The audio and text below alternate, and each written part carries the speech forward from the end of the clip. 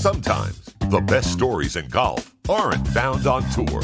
You'll find them at the back of the range. And here's your host, Ben Adelberg. Thanks for joining me here again at the back of the range. I'm your host, Ben Adelberg. And yes, you know who that was. Mitch Phillips. Check him out, mpvoice.com.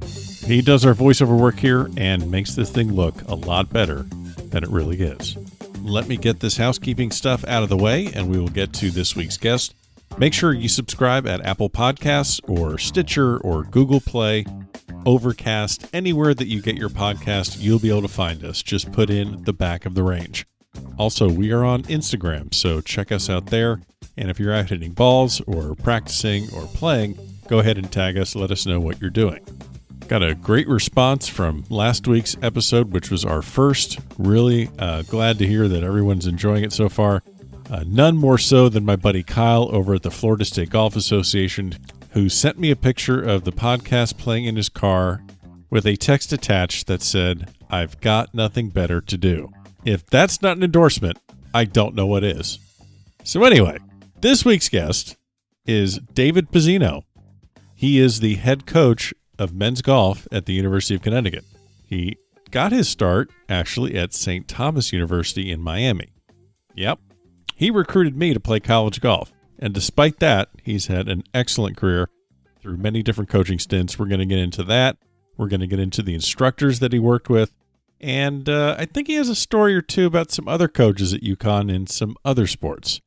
So I still can't call you David. So, Coach, welcome to the back of the range.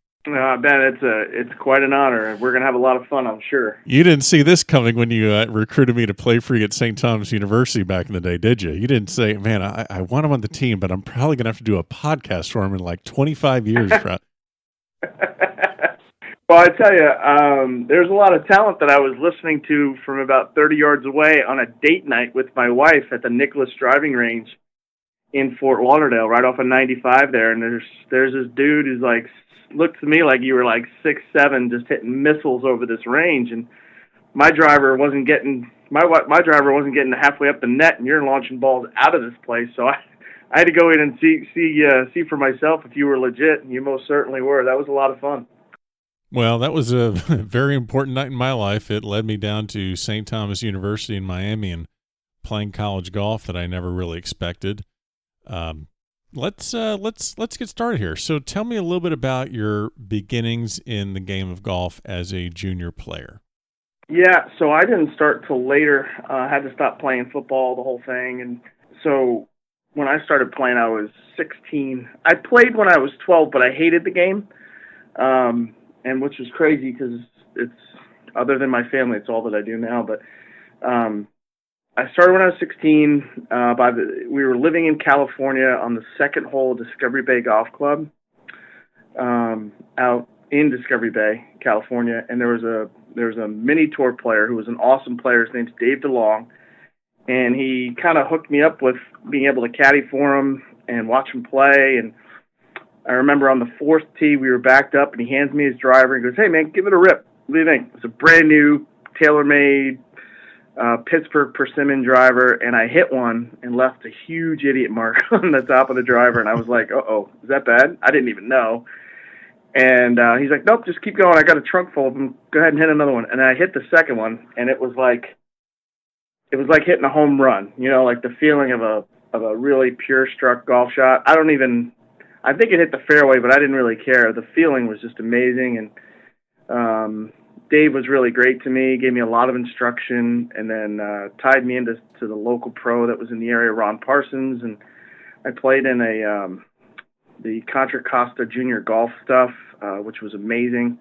I mean, I think it was like $20. You show up, there's lunch, you play golf, there's instruction involved. A lot of good players came out of there. A guy that ran that was named Rob Bolt. His family's really big and the East Bay area out in California. We moved to New Jersey my sophomore year in high school, and just played on the high school golf team. Wanted to play college golf. To make it worthwhile and to take care of my academics, I went to a community college Played at two different community colleges, Bergen Community College, which was an amazing thing. I think that's where I found out I wanted to be a coach. Played for a guy by the name of Doug Yenny, and he was great. We went to the national championship with a Division III junior college. He set up tournaments with teams that, were really good, and just learned how to compete under Coach Yenny. And we moved to Florida and had the opportunity to play at Broward Community College. Mr. Toski owned the range there at Broward Community College, and he gave me and all the guys on our team so much time, and that's where I kind of watched how great players practiced and played. And Mr. Toski was everything in my life then. I got a lot of great work in with Bob, and had guys on our team that were really amazing. There's a guy down there, Mike Neely. Mike was a couple-time state amateur champ, I think. I know Mike Neely. Yeah. I think he's one of the only guys that's ever won the Broward, Dade, and Palm Beach County Amateur in the state of Florida. Doesn't surprise me, and the guy was so good to me. I was like the wannabe fifth guy on that roster. I mean, I moved from New Jersey down to Broward. We're playing at Carolina Golf Club. I think it was our first round of qualifying, and I think I shot 73, and I'm like, wow, 73 solid. And we go in and find out, well, yeah, that's not even in the top 6. So I had to reevaluate my golf, and really just learned how to practice harder. That's community college golf was the way to go for me. I really needed that extra time. If you had not had the wealth of knowledge that you had acquired at community college, so obviously you're Broward Community College, which for those people listening know South Florida at all, it is literally across the parking lot is the Toski Battersby Learning Center, where Bob Toski, who's, again, if you don't know Bob Toski, Google Bob Toski, one of the basically the pioneer of instruction. I think arguably the pioneer of instruction out of Golf Digest, golf magazines, where you can see how to hit a slice or how to hit a fade, how to hit a draw, how to correct a slice. So he was like the father of that. And so you're going to school working with him, and then you have all these guys that are really good to you. They're sharing the knowledge. Did you ever stop to think what you would be doing if you had had a less informative college experience around golf, where it's just, hey, I played for this small D3 team and we all yucked it up in the van and, shot in the 70s and 80s and had some beers and had some laughs, and that was about it? Did you ever think what would have happened if you had not had that experience? I've never thought what the heck I would do if I didn't focus my life around golf or trying to play and competing, and playing with guys like Mike Neely and Tony Roderick. I mean, these guys. Tony had a self-made swing. Mike Neely looked like Ernie Els. I mean, I walked into a beehive, and these guys could all flat out play. And you learn how good your good's got to be when you go to a place like Broward at the time. It's you got to up your game. And Toski was like, for me, I had some great instruction, but never to the level of that. And then when I was with him, he was 67 years old and could, he beat his age a lot from the back tees. I mean, he was 5'4", 135 pounds. And so when's the last time you saw Mr. Toski? Has he ever come up for a visit to UCONN? Yeah, and he came up and did a thing at the Travelers Championship, and he looked right at me, and I went up to him. First thing out of his mouth is like, "Geez, Smiles, how you been, pal? Put the beers down." And I don't even drink beers.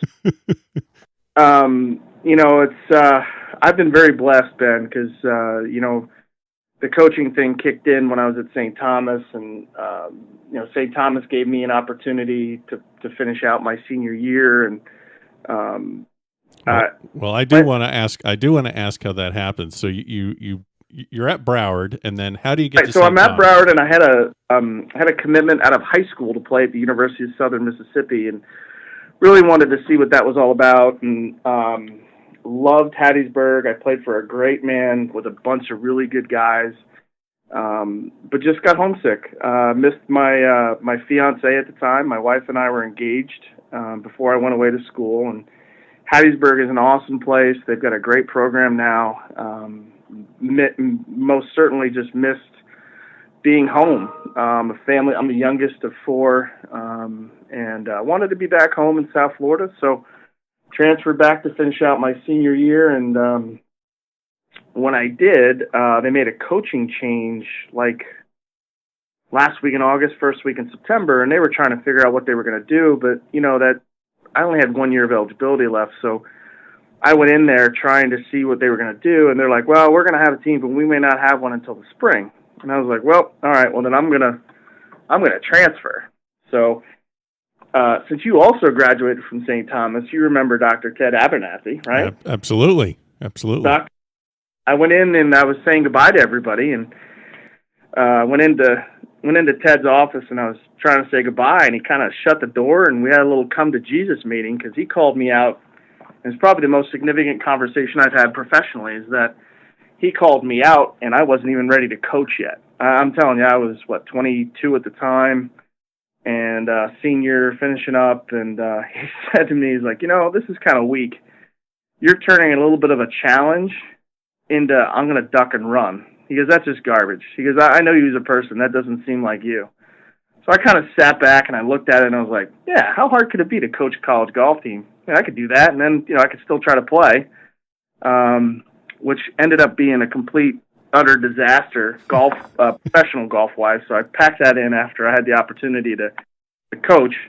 And I went in, I sat with Ted, and we kind of formulated a script on how to go into the athletic director and talk to him about it. And thank God Laura Courtley Todd was I think she was the associate AD at the time, and now she's the longtime AD who's done tremendous things at our alma mater. I went in there and I said, "Well, look, if you guys need somebody to, set up tournaments and go recruiting and all that, I could do that. I could totally do that." So they gave me the job. Did you think you could do that? No chance. Okay. Good. Lying to my teeth in a Catholic university wasn't the best move in the world, but not as bad as the shit I did. Had one idea. I thought I could do it. It was a little bit of a challenge with guys being my age and a little bit older than me on the team. But I knew one thing. I loved the game, and I loved St. Thomas. So that was important. And I think that's what really carried me through. And I think another thing was I went and bought a book. I was told by the vice president at the time that I needed to read a book. It was called They Call Me Coach by John Wooden, the famous UCLA basketball coach, all those national championships. And the crazy thing is, Ben, I read it before every season. So my copy is a little beat up. It's got a lot of highlights in it, and the pyramid of success looks pretty beat up right now, so I probably should get another copy. But, I have to thank Ted Abernathy for getting me going, because I could have walked away from a really great situation. We built something really special at St. Thomas, went to 2 back-to-back national championships, really had a great run there, had great support.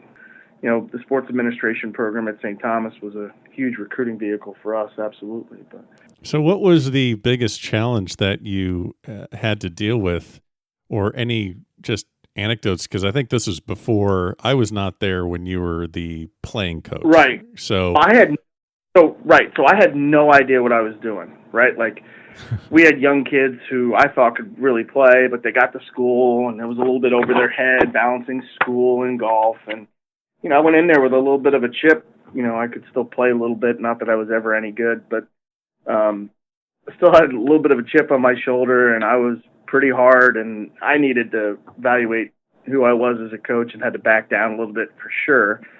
I think the biggest thing for me is I needed to learn a lot of patience, right? Like, guys weren't trying to make bogeys.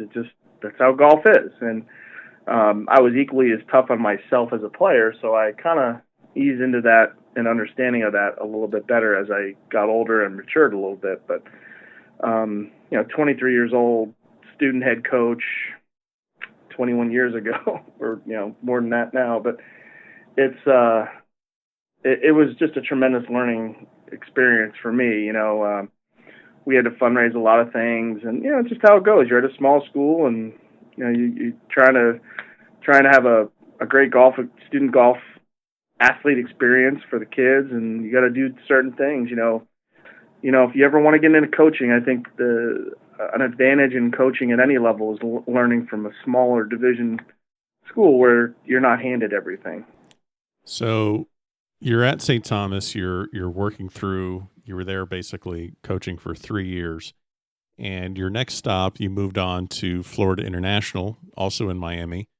How did that come about? And now this was to coach the women's team. So you're going from coaching a lot of the same guys you're on the team with previous years, and a lot of guys that are pretty much your same age. Cause I think, I was about, 20, 21, 22 years old. You're about 3-4 years older than me. So you're coaching pretty much your contemporaries, your first coaching gig, and now you're going to coach the girls over at FIU. How did that come about, and did you have any hesitation in taking that job? Well, I knew I wanted to coach full time, and I didn't think that the St. Thomas would ever burgeon into a full time position. And it's just the way it is, that's how that goes at a small NAIA school. And I wanted to be, a goal of mine at that time was to be a director of golf. So I wanted to have coaching men under my belt and then be able to have the background of coaching women as well. And, that was an awesome experience for me. Working from 96 to 99 at St. Thomas, and then taking over the women's team at Florida International in 99, of August of 99, and just learning how to be a better coach, a better teacher. That was a big deal for me, for sure. And at that time, so you're down there at Miami, and you're also working for Jim McClain at his school in Doral. So you're balancing both. So you're trying to coach these girls and then also putting in time teaching. How did that opportunity come about? That job at FIU materialized in like the midsummer, and when I took over the job there, we had a great group of young ladies to work with that were already there. That was a pretty gosh darn good team. So, the talent level was really high, and they were a lot of fun to work with. About a year into FIU, I had applied to work for the Jim McClain Golf School in kind of their developmental role as an assistant professional. And, I sent in applications 3 times and got a note back, hey, we filled the position. So I was like, wow, what do I got to do? I know these guys. What do I got to do? I've set up tournament courses where Chris Tolson shot 62 or 63 on. I got to be able to talk to somebody over there about getting a job. And, it's the bottom of the barrel, right? You're fixing divots, repairing bunkers, sure, picking up keys, setting up lessons, and to me, it was some of the best education you could ever get about, one, working hard, 2, just instruction in general. If you look at who came out of that group that I went with, that I got a chance to work with, I worked with guys like John Bierkin, who ironically is a UCONN grad. He's, a top instructor in 2 darn states, in my opinion. I know it's Pennsylvania, but he works at Aronimink and Old Marsh. John Webster's got an academy out there in Palm Beach, and I was really blessed. I worked with so many guys and ladies that were just giving of their time and giving of their knowledge, and it was hard work. We were expected to work 6 days a week, and on the 7th day, you were supposed to go watch somebody else, teach and help out. And I was blessed because we had such a great crew that just happened, and our team practiced. We were blessed enough to be able to practice at Doral. So while my team was finishing up and doing their own work, I could go help out and close down the superstation and the building and everything. So and that's, very well said. It sounds like it sounds like you're pretty much just sleeping at the range at Doral for a few years, with the amount of time you were spending there. We'd start at 6:30 in the morning, at Doral, and I'd have to do paperwork and FIU work during the night or like at lunch or something, and then I'd work till 2, and then I'd meet my team at practice, and you can imagine Miami traffic. So a lot of the times I'd meet them as they're finishing their warm-up, and we'd do work and go play, and then sometimes I'd be able to go back and help finish closing up and that type of thing. And, it was... And what would you say is the biggest difference between teaching college men versus college ladies? Is there a difference? Like what? Yeah, you know how many times I get that question? This is the first time, for the purpose of my podcast, this is the first time anyone's ever asked that. I get that all the time, and I'll tell you what.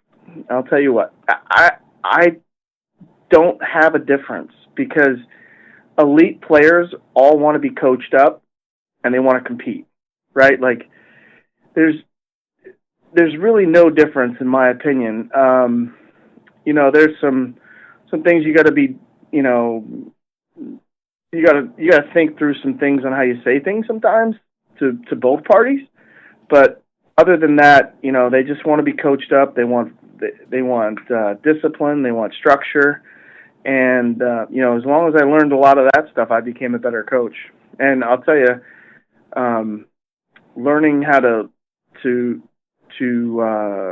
break down a golf course differently was a big deal for me as a woman's coach, because I was always thinking about a 7,200-yard golf course instead of a 62 or 6,300-yard golf course. And, I could tell you a lot of my women players didn't lose a lot of golf balls. They hit it really straight.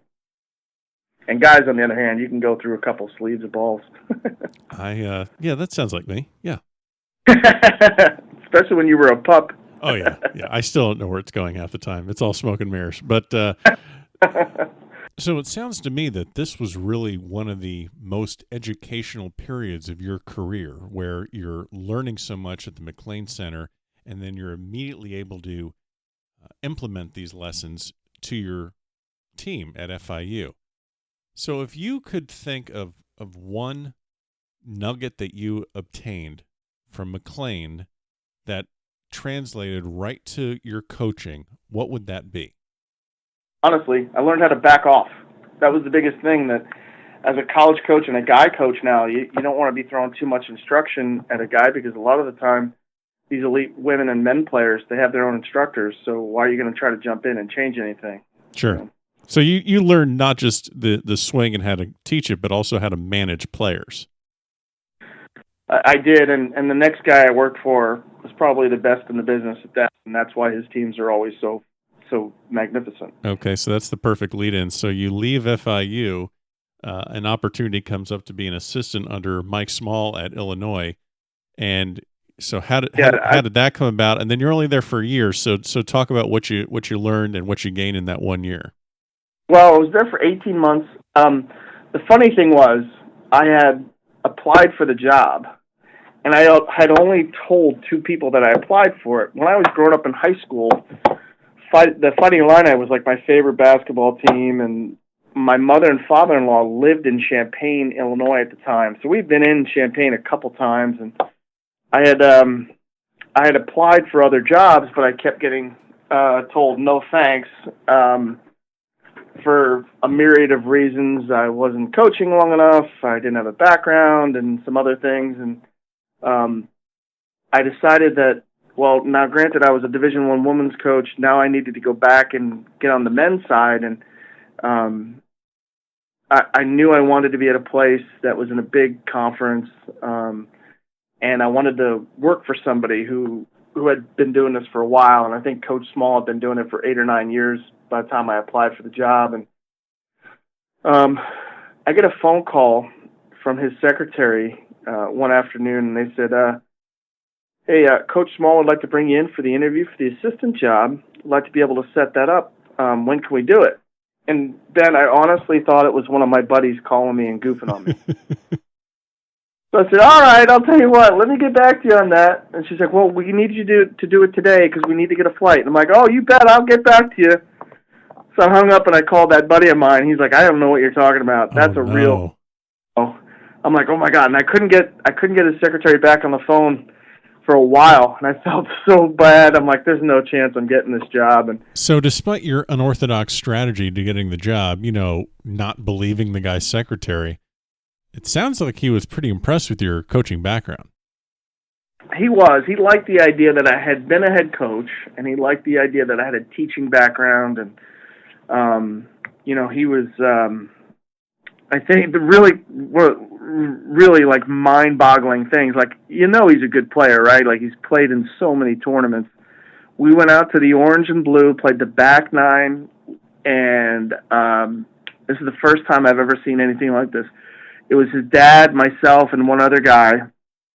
And the kid on the team who was there taking summer classes, he's like, I'm going to kick your butt, Coach Small, and Coach P, I'm going to beat you too. And the kid's talking tremendous amount of trash. And I don't know what I shot. I don't remember what the kid shot. I know what Coach Small shot. It was like 31 or 32, and he hit 2 flag sticks, Ben. We didn't hit one range ball. How about that? He shoots 31 or 32, and I'm going to the 10th hole going, hey, Coach, we're going to finish this? He's like, nah, let's go get some wings and talk about the week. And I was like, okay. You just shot 4 or 5 under. Okay. All right. Okay. All right. Sounds good. But, he's one of those coaches that everybody asks me about, like, what's the secret sauce? And, first of all, if I ever said anything that was proprietary towards the Illini, I think Coach would kill me, but I most certainly won't. But I'll tell you this, he works harder than everybody else. He is a lot smarter than everybody else, and he's played on tour, and I think those things really go a long way in coaching. He's just a really great guy. And, he was able to identify talent. I remember I went out to watch Scott Langley as a sophomore, and I didn't see what Smalley saw until I looked at some more video, and I was like, wow, this is going to be special. And, proof's in the pudding, I guess. And then Langley was a freshman, I think, in high school. No, sorry, Guthrie was a freshman, I think, in high school. And the same thing. He's like, hey, I need you to go look at this guy. And I was like, oh, yeah, he's pretty good. I wouldn't say he's a world beater. And then now those guys are multimillionaires. So there you go. There you go. So you spend the year and a half there at Illinois. How do golf coaches get hired? It's not like you're going in there and saying something original like, well, my vision for this team is that we're going to get the ball in the hole quicker. I mean, that's the goal of every golf team. I can understand a football coach saying, well, I really believe in a 4-3 defense, or I really like to run the ball. And they might say, the AD says, that's really not what we do here, or I have a different vision.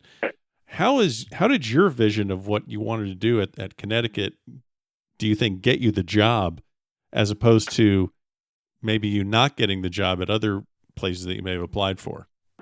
I think a lot of it has to do with the background, because I think what young coaches don't understand is that it's not what you have on your resume, it's where you've been, and athletic directors know people that you've worked with or worked against, right? Like, oh yeah, this coach, this athletic director, Jeff Hathaway, knew Rick Mello, which was the AD at Florida International when I was there. And he talked to Rick about me, and he and Rick had a great conversation.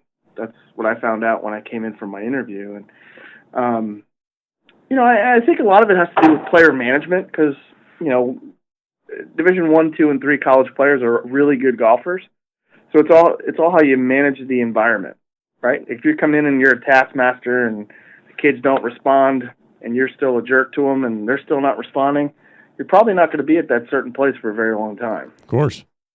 And I think that goes for any sport, but most certainly golf, because the men and women will just tune you out, right? Like, they can only just take so much of, why did you shoot 75? I mean, that's horrible, which, it's not like they were trying to shoot 75, right?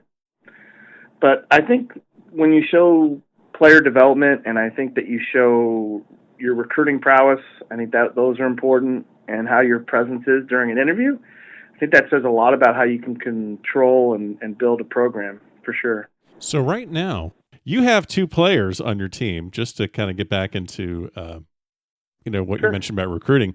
You have Rodrigo Sanchez from the Dominican Republic and Sasha Wardebro from Switzerland. Yep. How do you recruit internationally? Like, you can't just go down to the local junior tournament and scout a bunch of kids.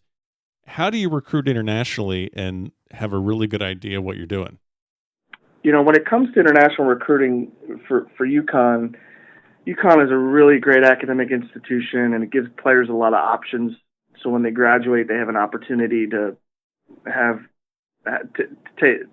take their game and play professionally, or take their game and go to the boardroom, if you know what I mean. Sure. And I do the international landscape a little bit more like I try to reach out to people who I trust and I have good friends with.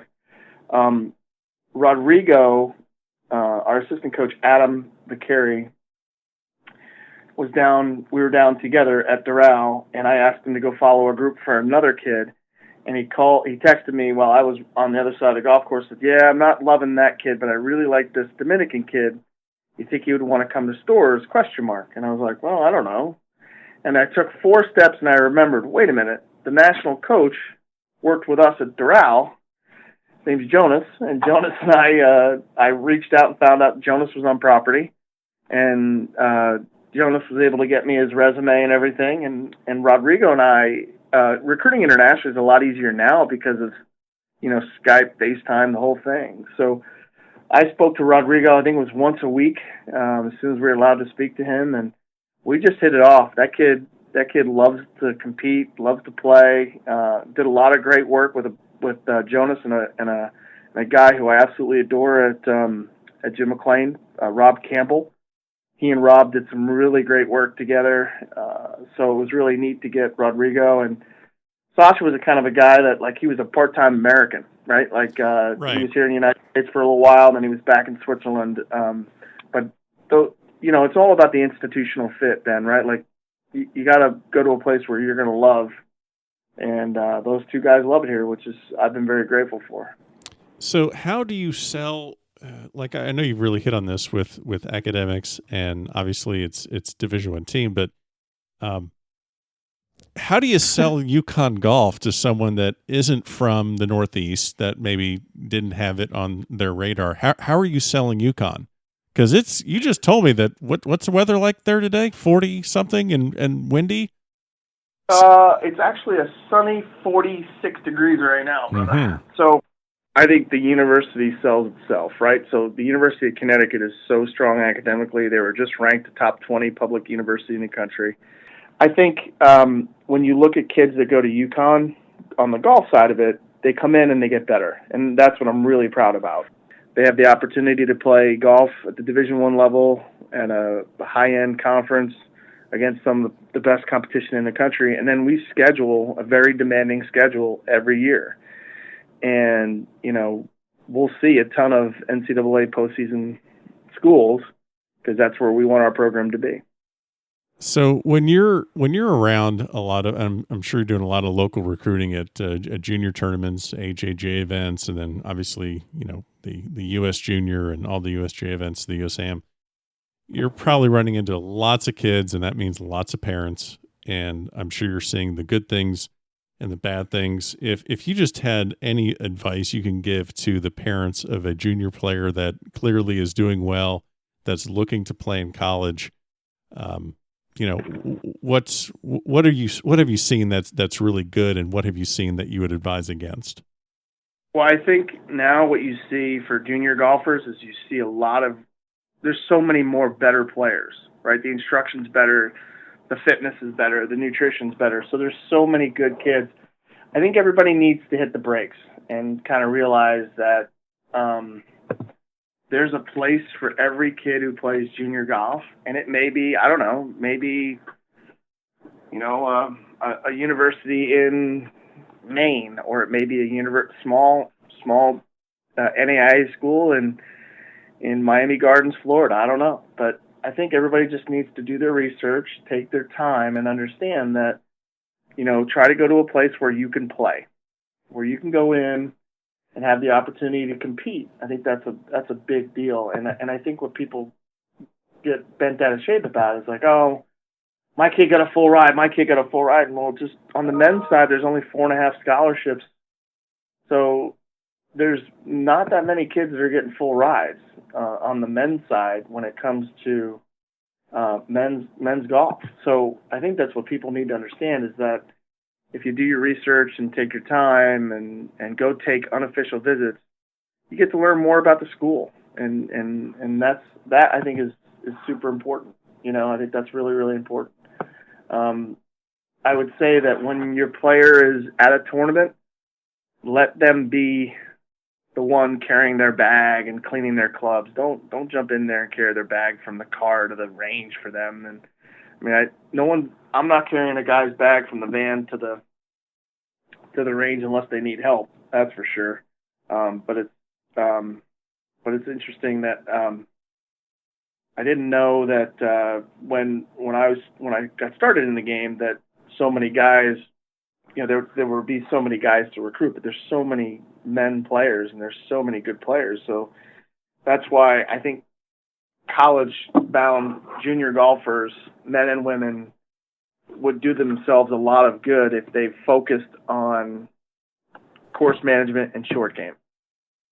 Well, that sounds like excellent advice for any junior looking to play at the collegiate level. Let's switch gears a little bit. You have another team on campus, ladies basketball, that seems to do well every year. I'm sure you know their coach, Gino Auriemma, pretty well. Give me a good story about Coach Auriemma. So he came up on a game day one time in our indoor facility, and I think it was a decent game. I remember coming into our indoor facility, and he's in there chipping and putting with some of the guys that were finishing up. he's grinding away with our team, and I'm just watching this, and I just leaned over to one of the kids, and I'm like, you guys are having a short game competition with a Naismith Hall of Famer. And the kid's face turned white, and the kid really couldn't do anything for the rest of the afternoon against Coach. But he's competitive in anything he does. And so this might be a dumb question. Won't be my first and won't be the last, obviously. But we see Coach Auriemma on TV just winning basketball games all the time. What kind of attention does he get on campus? Does he just walk freely around and people say hi? What's that vibe for someone that's not, I'm not there? What's it like as someone that's there at the campus every day? Let me tell you something. In the state of Connecticut, that guy is probably more beloved than anybody ever. And, when it comes to that fan base, now, fortunately I work for a place that's got two coaches that are part of the Naismith Hall of Fame, and then another player, Rebecca Lobo, who's just inducted to the Naismith Hall of Fame. But Jim and Gino built Gamble Pavilion, so they're both beloved, godlike people here. All right, I know this is going to be tough, but just try and pretend to be impartial here. What do you think of Coach Auriemma's golf game? The thing about it is, he's 62, 63. He's takes a lot of pride in his golf, man. I tell you, and it's fun because the kids really relish the opportunity to have a Hall of Famer chipping and putting and using TrackMan. And sure. I wear him out privately about questions about how to be a coach. I mean, I think he's pretty good at it. And now, time for a quick bucket. Well, Coach, it's time for the quick bucket. Really appreciate your time and all the insight you provided to us. Just a couple kind of off-topic questions, but fun ones we ask all of our guests. So the first one for you is this. Jack Nicklaus' victory in '86 at the Masters or Tiger Woods' 5th green jacket? Which would be the bigger victory? Yeah, Jack was 46, man. I don't know. That's a great question, Ben. Jack's 46 years old, playing with a putter that looks like he got it out of the lost and found bin. The McGregor MT response. The response, yeah. But I've watched the '86 Masters a ton. I think Tiger can come back and win a couple majors. Because if you look at the golf swing that's been out there on the internet, I don't think a 5th green jacket's going to be it for Tiger. And so you're believing everything you see on the internet. I'm just kidding. let me just say this. Let me say that. Yeah, I guess you could put that on me there, Ben. But I think there's a whole generation of junior golfers that don't know how great Tiger's good really was. And that's terrifying. Oh, yeah. Because that means we're old. That's what that means. well, yeah, that too. But, like, what did he go, 3 years without missing a 3-foot putt or something like that? I mean, that's absurd. And, like, how long was he number one in the world? And the one year he was like 75 under par on par 3 scoring. The next guy was like 11 or 15 under. I mean, he's beating players on par 3s by 60 shots. So I think Tiger is going to come back. I really, and people laugh at me when I say this. I think Tiger still has something left in the tank. I know that the young guns are the young guns, and nobody's scared of that any longer. But I think once he gets a little taste of what he is and who he is and what he's done, I think the world of golf is going to lose its mind, and the internet's just going to shut down. But I think Mr. Nicklaus winning in '86 was just absurd, right? 46 years old. Everybody was counting him out. I mean, that was pretty unbelievable. 31 on the back, was 31, 32 on the back nine? 30, 35, 30. 30. My bad. Sorry, Mr. Nicklaus. But, and he held off some pretty, some Hall of Famers in that whole process. But, I'll go with Jack's 86. Okay. Fair enough.